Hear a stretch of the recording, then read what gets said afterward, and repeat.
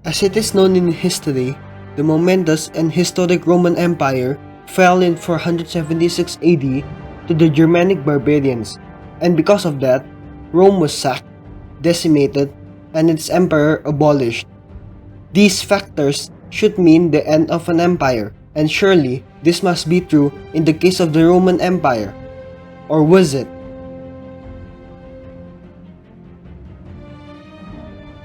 Welcome everybody to a series of videos which will explain the history of the Eastern Roman Empire, better known as the Byzantine Empire. In this video, I'll explain the background and founding of the empire during the Roman Empire until the early Muslim expansion in 630 AD. To clarify, the names Eastern Rome and Byzantine are one in the same, as they are both refer to what historians call the Eastern Roman Empire. The name Byzantine is a term given by Renaissance historians to differentiate the classical and better known in popular culture Latin Roman Empire with the medieval Greek Eastern Roman Empire. Fun fact, the name Byzantium is one of the names whose birth origin is unknown. However, I'll use the term Eastern Rome more oftenly in early history, while using Byzantine more often in the later history of their empire for the sake of clarity. Okay, let's start this discussion. Please enjoy. Before I discuss the Eastern Roman Empire, we need to talk shortly about the pillars which created the Eastern Roman Empire. The first factor contributing to the creation was the creation of the city of Constantinople, which is now located in modern-day Istanbul. In 330 AD, after a brutal civil war, Constantine I the Great, known in history, was one of better Roman emperors, reunited the Roman Empire through shrewd diplomacy and relatively excellent administration. He also was the first Roman emperor to make Christianity as the official state religion, which ended the well-known persecution of Roman Catholics. Other than fixing the army and economy, he also moved the capital city of Roman Empire, which was moved into a strategic location. That strategic location was a slightly mountainous and fertile place close to the former city of Byzantium. Through Constantine's rule, the location grew and grew, and he later renamed the city into Constantinople, of course, and made it into the new capital of the empire. The reason behind this was the city was closer to the more heavily populated areas in the east and closer to the enemies, allowing quicker communication and organization to face threats outside. Even though Constantine never intended the empire to split again, he had created a capital city that served as a power base for the Eastern Roman Empire. Now, let's discuss the independence of the empire that led to the infamous split. In 395, Emperor Theodosius I became the last Roman empire to rule both East and West.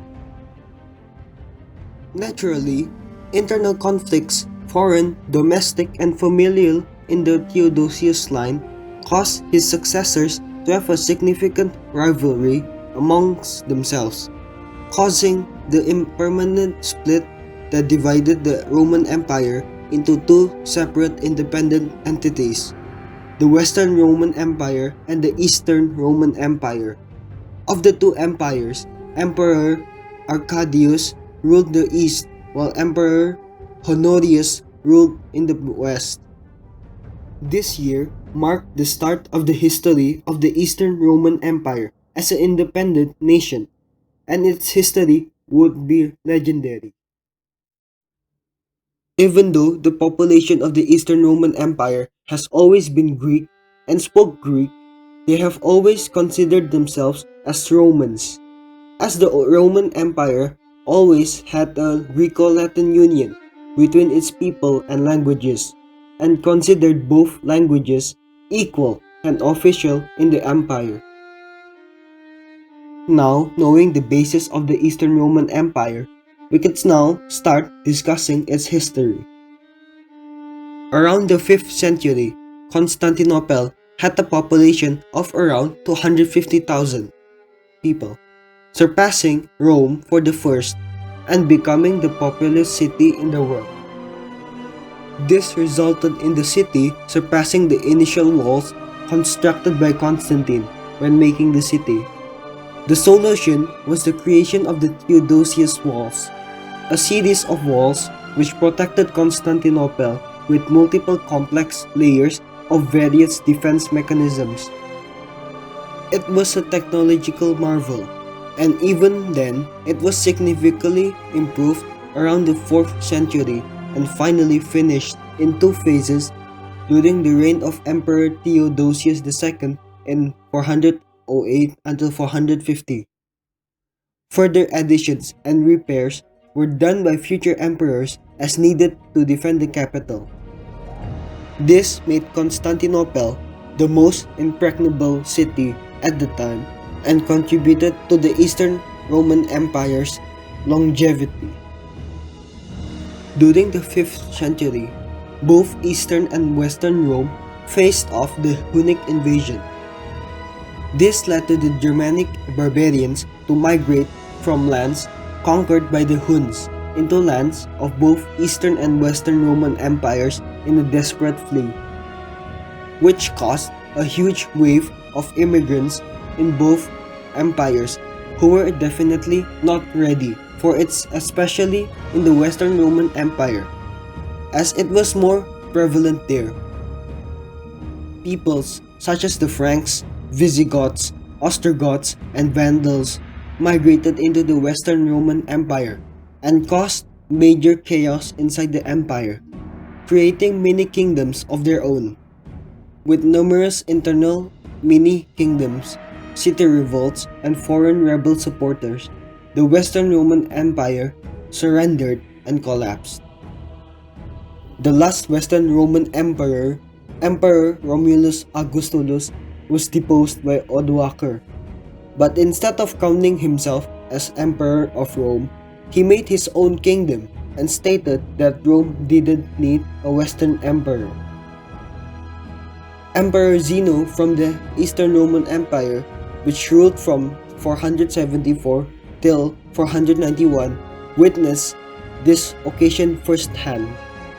The fall inspired Zeno to convince the Ostrogoths, another barbarian type near the border, to attack Odoacer's kingdom. The Ostrogoths, under King Theodoric, successfully conquered Odoacer's kingdom. With this, the Western Roman Empire has fallen permanently and was replaced by successor states. With Western Rome falling, the Eastern Roman Empire became the sole continuation of the Roman Empire. Continuing with the history, Emperor Anastasius I became emperor from 491 till 518. He reformed the economy and provided the basis of the economy, which provided major success and helped the empire to become stable. The economic reform also solved the inflation problem present in the late Roman Empire. Anastasius enriched the treasury of the empire, allowing future conquest by other ambitious emperors. Although Christianity was already deeply rooted in the empire, its principles were still defined, causing controversies, such as the Monophysite controversy, the Arian controversy, and much more. This shows how often and easily schisms occur, which will affect future conflicts in Europe. Around this time, Sassanid Persia became the largest rival and enemy of the Eastern Roman Empire, both of whom had overlapping ambitions for the Middle East. This led to several wars called the Byzantine Sassanian Wars. Currently, the First Byzantine Sassanian War, or more famously called the Anastasian War, from 502 till 506, and even though it was relatively brief, it cemented the rivalry, hate, and disgust the two had, and emphasized that the Eastern Roman Empire is never safe from invaders, especially the eastern provinces.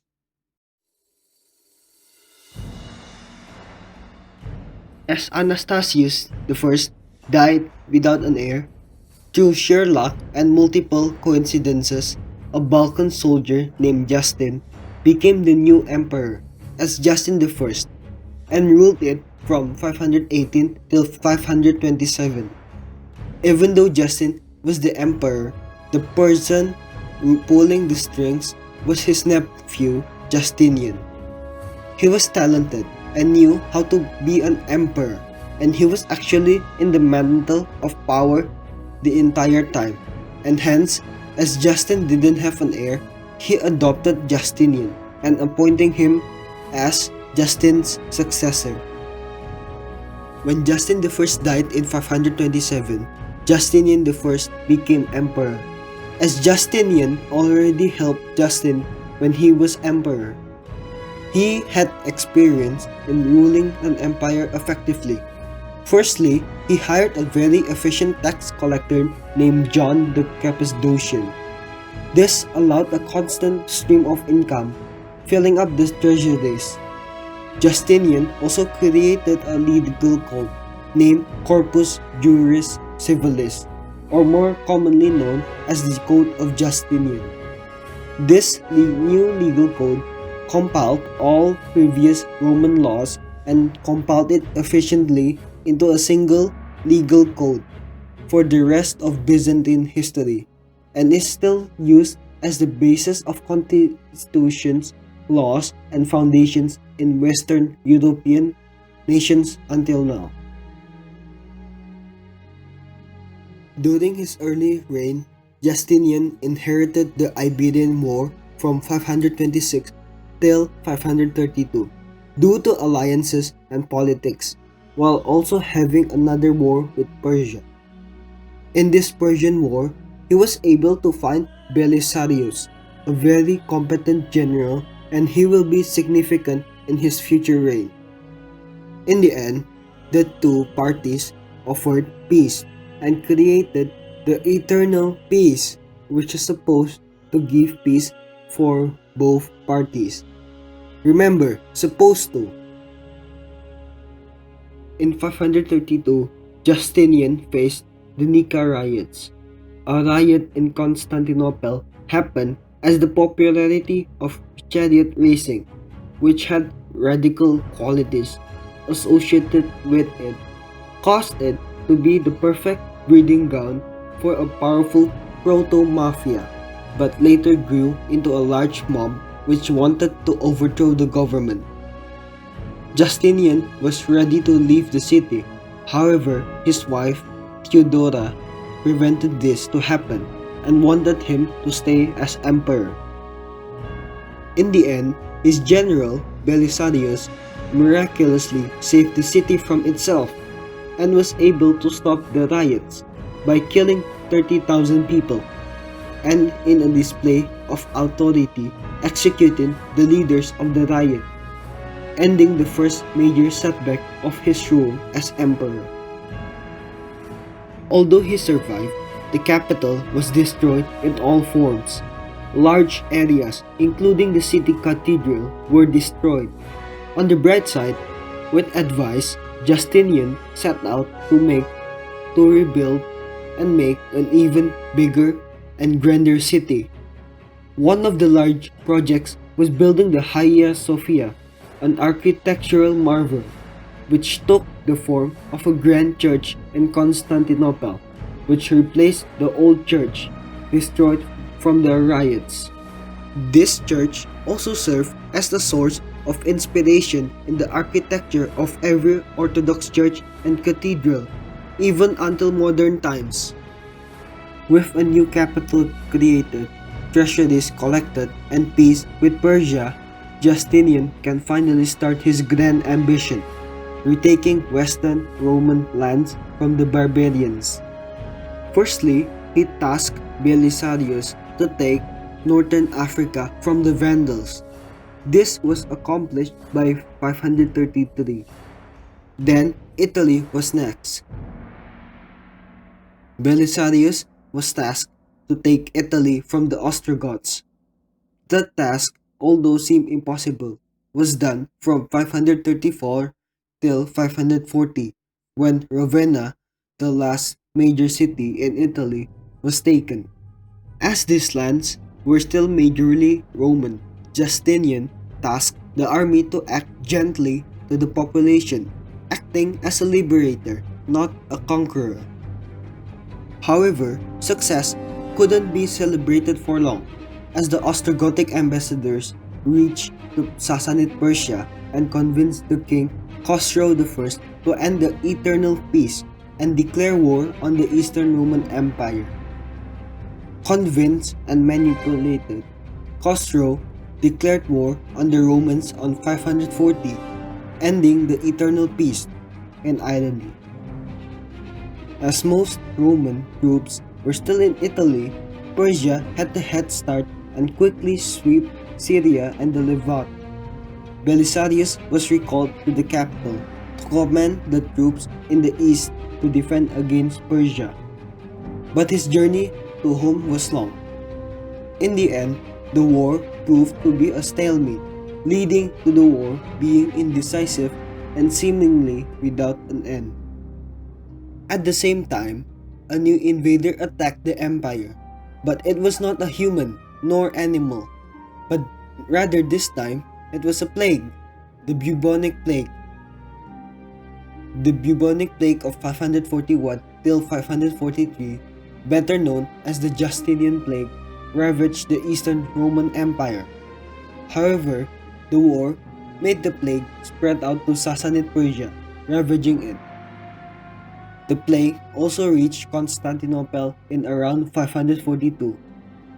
It was estimated to kill about 50 million people, which was nearly one-third of Europe's population. Justinian himself caught the plague. However, he was lucky and survived it. This plague also brought down the industrial population and caused economic fallout of the Eastern Roman Empire, and thus weakened its military ability to attack and defend the empire. In the case of irony, the plague resulted in a truce between Sassanid Persia and the Romans in 545, as both sides knew that the plague was far more destructive than the other party. At the same time, remnants of the Ostrogoths attacked the newly taken Italian provinces from the Romans once again. Belisarius was recalled again to command the armies in Italy. Through his tactics, by 550, Italy has been regained, and with this, Justinian continued his grand ambition of uniting Rome. With his ambition in mind, parts of Spain were retaken from the Visigothic kingdom. Also by this time, the Persians and Romans finally signed a treaty to end the war. However, Justinian died in the year 565 in Constantinople. In the end, he has left a far more bolstered and far-reaching empire and recaptured Rome from the barbarians, bringing the empire to its greatest peak after the fall of Rome. However, internally, it was a different story. The empire was crippled, the population was petty at best, and the army wasn't much Roman anymore. Rather, it was an army which was filled with barbarian mercenaries. For better or worse, Justinian had changed the Eastern Roman Empire forever, and was the last emperor who commanded an empire capable of reuniting the Roman Empire. When Justinian died, he was replaced by his nephew, Justin II, in 565. Justin II inherited problems left by Justinian, an overextended and weakened empire. During his reign, Italy was again partially lost from a new tribe called the Lombards. Only key cities such as Rome, Ravenna, and southern Italy was maintained. Justin II also faced new threats in the Balkans, mainly the Avars and the Slavs. Avars were a Turkic nomadic group from Central Asia which came to Europe during this time. The Slavs were a people group originated from Russia which started migrating around this time. These people are the same people who created modern nations such as Poland, Russia, and Serbia. Naturally, these people provided trouble once more for the Byzantines. For a time, the situation was controllable, and the Byzantines maintained a presence in the Balkans. And this was true as it continued through into the reign of Emperor Tiberius II from 578 till 582. In 582, Emperor Maurice became the new emperor of the Byzantine Empire. He focused on maintaining the frontiers in the Balkans against the Slavs and the Avars. This resulted in even more land in Italy and Spain being lost to the Lombards and Visigoths. However, the eastern provinces were relatively safe in his reign as he helped the current king Khosrow II to regain his throne from pretenders. To repay this act, Khosrow II promised to maintain peace with Maurice. To maintain control in far regions such as North Africa, Maurice made a military government system where the military and civic power were combined. This proved effective as North Africa was under control against any foreign invaders. In his last years in power, Maurice stayed mostly in Constantinople, letting his generals execute the campaigns in the Balkans. He also decreased the pay of his soldiers across the empire due to mistrust. This led to a major discontent in the military. The result is a major revolt of the army against Maurice to depose and replace him with Phocas, a military general in the army. When the army marched into Constantinople, the civilian population also revolted against Maurice. In the end, Maurice was deposed and assassinated, ending the Justinian dynasty.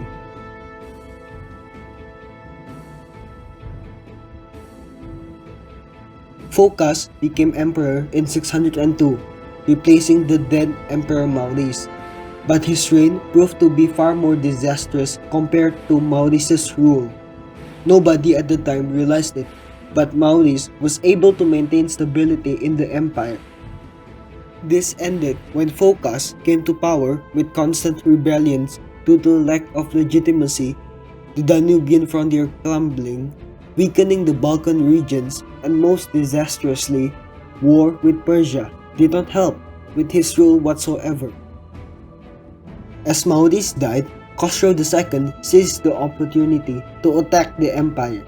The Byzantine-Sassanian War of 602 till 628 started.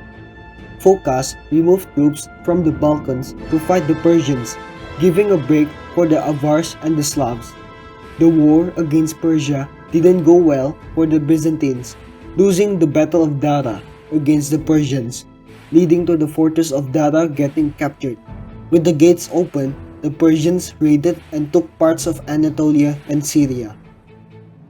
The chaos Phocas brought resulted in civil war and revolts. One of the revolts was from Heraclius, son of the governor of North Africa. Heraclius created a base in Egypt and launched the invasion of Constantinople against Phocas. He was successful in taking the throne in 610, starting his reign. At the start of his reign, Emperor Heraclius needed to face against the Avars and the Persians. By this time, the Levant was taken by the Persians, threatening Egypt. Jerusalem was taken, holy relics were burned or taken by the Persians. By 621, Egypt was lost. Anatolia was also taken by the Persians. All hope seemed lost, and it seemed that the Byzantine Empire will lose all eastern provinces. However, it never came to be, for Heraclius was able to create an army and started a counter-offensive. Anatolia was regained once more after a battle. In 624, Heraclius marched into the Persian heartland in modern-day Iraq by marching into Armenia and the Caucasus. He beat the Persian army led by Khosrow II and planned to march into the capital. However, as his army was blocked, he retreated to Anatolia to rest in Trebizond. As the Persians was losing the war, Khosrow commanded his generals to have one army to block Heraclius' army and one to head straight to Constantinople. Allied with the Avars, both armies besieged Constantinople. However, Heraclius was able to defeat the Persian army and stop the siege of Constantinople. This was not the time which Constantinople fell. With a weakened Persian army and an alliance with the northern Turks above the Caucasus, the Byzantines attacked the Persian heartland once more. This led to the Battle of Nineveh, which resulted in Persian defeat. With this, Khosrow II was deposed. The new king promised status quo, meaning all treaties and lost lands will be given back to the Byzantines in 628. With this, Heraclius was able to maintain the empire in the darkest of times. The Byzantine-Sassanian War of 602 till 628, although didn't bring much land or riches for both sides, it devastated both empires. And although Heraclius was able to maintain all Byzantine territories from both Persians and Avars, he will lose it again to a new invader, the Muslim Arabs. That is the end of the story of the Byzantine Empire for now. We have witnessed the pillars leading to the creation of the Eastern Roman Empire, witnessed the glory Justinian brought and the chaos after his death, to see how the Byzantine Empire was at the brink of collapse but was saved by another emperor, Heraclius. In the next episode, we will cover the Byzantine Dark Ages and move to how it manages to adapt and create its second golden age under the Macedonian dynasty.